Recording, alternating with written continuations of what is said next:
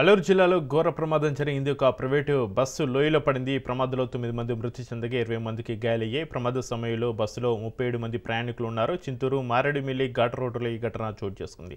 క్షతగాత్రులను ఆసుపత్రికి తరలించి చికిత్స అందిస్తున్నారు. భద్రాచలం దర్శనం ముగించుకొని అనవరం వెళ్తుండగా ఈ ప్రమాదం జరిగింది. బస్సులోని ప్రయాణికులు చిత్తూరు జిల్లాకు చెందిన వారిగా సమాచారం. ఘటనా స్థలంలో సహాయచర్యలు కొనసాగుతున్నాయి.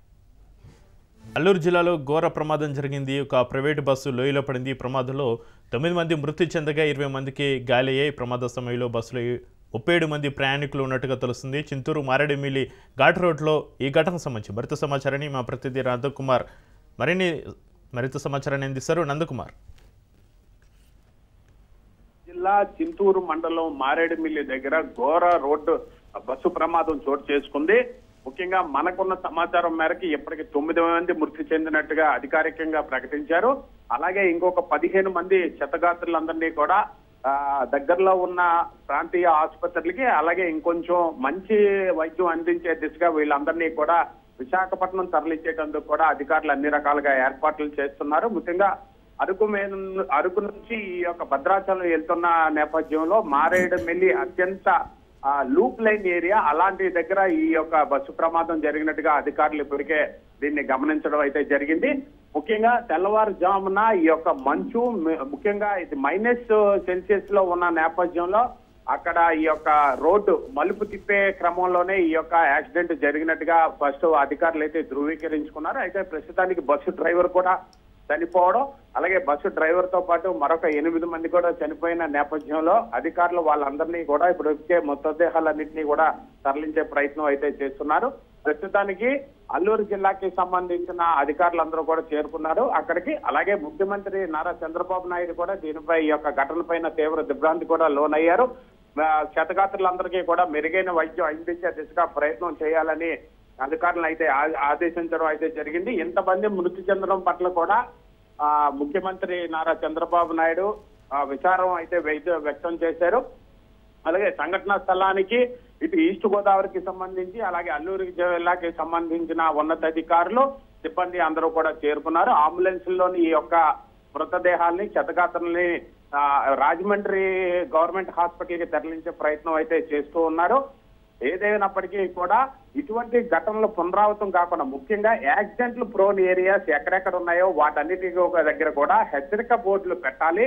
అలాగే ట్రాఫిక్ కి సంబంధించి బస్సు ఫిట్నెస్ ఎంతవరకు ఉన్నది, ఆర్టీఓ అధికారులు వీటిపైన ర్యాండమ్ చెక్స్ కొంత మేరకు చేసినట్లయితే ఇటువంటి ఘటనలు పునరావృతం కాకుండా ఉంటది. అలాగే డ్రైవర్ ఉన్నాడా, అలాగే స్టెఫనీ డ్రైవర్ కూడా ఉన్నాడా లేదా అనేది కూడా కొంత మేరకే ఆర్టీసీ అధికారులు, ఈ యొక్క ఆర్టీఓ అధికారులందరూ కూడా చెక్ చేయవలసిన అవసరం ఎంతైనా ఉన్నది. ముఖ్యంగా అర్ధరాత్రి సమయంలో అటువంటి సింగిల్ ఘాట్ రోడ్ ఏరియాస్ లోకి ఇటువంటి బస్సుల్ని ముఖ్యంగా ప్రయాణికులతోటి అనుమతించకుండా అక్కడ చెక్ పోస్టులు పెట్టినట్లయితే రాష్ట్ర ప్రభుత్వం కొంత మేరకి ఇటువంటి ప్రమాదాలు చాలా వరకు తగ్గించే అవకాశం ఉంటది. ఎందుకంటే మారేడుమిల్లి, చింతూరు ప్రాంతం అంతా కూడా పూర్తిగా ఏజెన్సీ ప్రాంతం. అక్కడ కేవలం ఈ యొక్క ప్రకృతి అందాలను చూడడానికి వస్తూ ఉంటారు. ఈ ఒక్కసారిగా వీళ్ళు అరకు నుంచి భద్రాచలం వెళ్తున్న నేపథ్యంలో చింతూరు ఘాట్ రోడ్ లోని ఈ ప్రమాదం అయితే చోటు చేసుకుంది. ముఖ్యంగా ఇటు అరకు దాటిన తర్వాత, అలాగే ఇటువంటి ఏదైతే ఏజెన్సీ ప్రాంతాల్లోకి ఎంటర్ అయ్యేటప్పుడు మట్టుగా కంపల్సరిగా చెక్ పోస్టులు పెట్టి ఫారెస్ట్ అధికారులు కానీ, అలాగే అక్కడ ఉన్న పోలీసు సిబ్బంది కానీ, ఆర్టీఓ అధికారులు కానీ ఇక్కడ చెక్ పోస్టులు పెట్టి కంపల్సరిగా ఈ యొక్క డ్రైవర్స్ ఎవరైతే ఉన్నారో ట్రాఫిక్ లో మేనేజ్మెంట్ లో చాలా క్లియర్ గా ఉంది.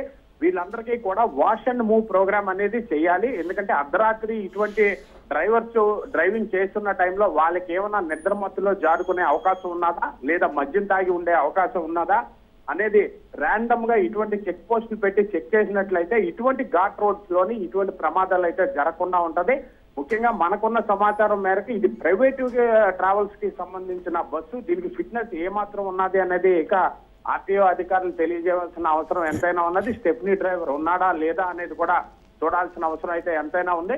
ఇదే నేపథ్యంలోని మనకి రాజ్ న్యూస్ లో ఎక్స్క్లూజివ్ విజువల్స్ మనం చూడొచ్చు. క్లియర్ గా ఎవరైతే చనిపోయారో వారి యొక్క మృతదేహాల్ని తోటి ప్రయాణికులే బయటకు తీసుకునే క్రమం అనేది ఇది మానవాతీత హృదయ విదారక ఘటనగా మనం కూడా చెప్పుకోవచ్చు. వెంటనే అధికారులందరూ కూడా దీని మీద అప్రమత్తం అయ్యి వెంటనే వీళ్ళందరికీ సహాయ చర్యలు అందించే దిశగా ప్రయత్నం చేస్తున్నారు.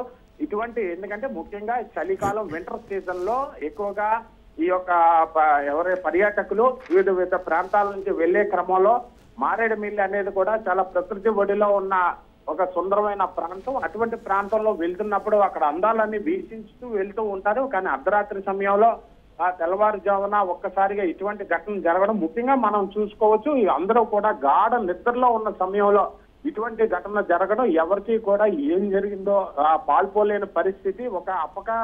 ఒక సర్ప్రైజ్ గా అది ఏంటంటే వాళ్ళు ఒక నిద్రమత్తులో ఉన్న సమయంలో ఇటువంటి జరగడం వారు చేరుకోలేకపోవడం. ఆ నిద్రమత్తులోనే 9 మంది చనిపోయారు అని అంటే ఆ యొక్క భక్తులు ఆ పక్కనున్న మిగతా ప్రయాణికులు వాళ్ళ బంధువులు అయితే హృదయ విదారకంగా బాధపడుతున్నారనే చెప్పాలి. ఏదేమన్నప్పటికీ కూడా ఇటువంటి ఘటనల పునరావృతం కాకుండా కొంత మేరకి ఘాట్ రోడ్స్ లోని ర్యాండమ్ గా చెక్ పోస్టులు పెట్టడం, వాళ్ళని వెహికల్ యొక్క ఫిట్నెస్ చెక్ చేయడం, అలాగే ఈ యొక్క ఎవరైతే డ్రైవర్స్ ఉంటారో వాళ్ళకి కూడా ఆల్కమీటర్ తోటి ఎప్పటికైనా వీళ్ళు మద్యం తాగి ఉన్నారా లేదా, లేకపోతే అర్ధరాత్రి ఇటువంటి ఘాట్ రోడ్స్ లో వెళ్లకుండా ఉండే దిశగా కొంత మేరకు రాష్ట్ర ప్రభుత్వ అధికారులు అలాగే రవాణా శాఖకు సంబంధించిన అధికారులు నిర్ణయం తీసుకున్నట్టయితే ఇటువంటి ప్రమాదాలు పునరావృతం కాకుండా అయ్యే అవకాశం ఉంటుంది. Chakri right, thank you Nandakumar.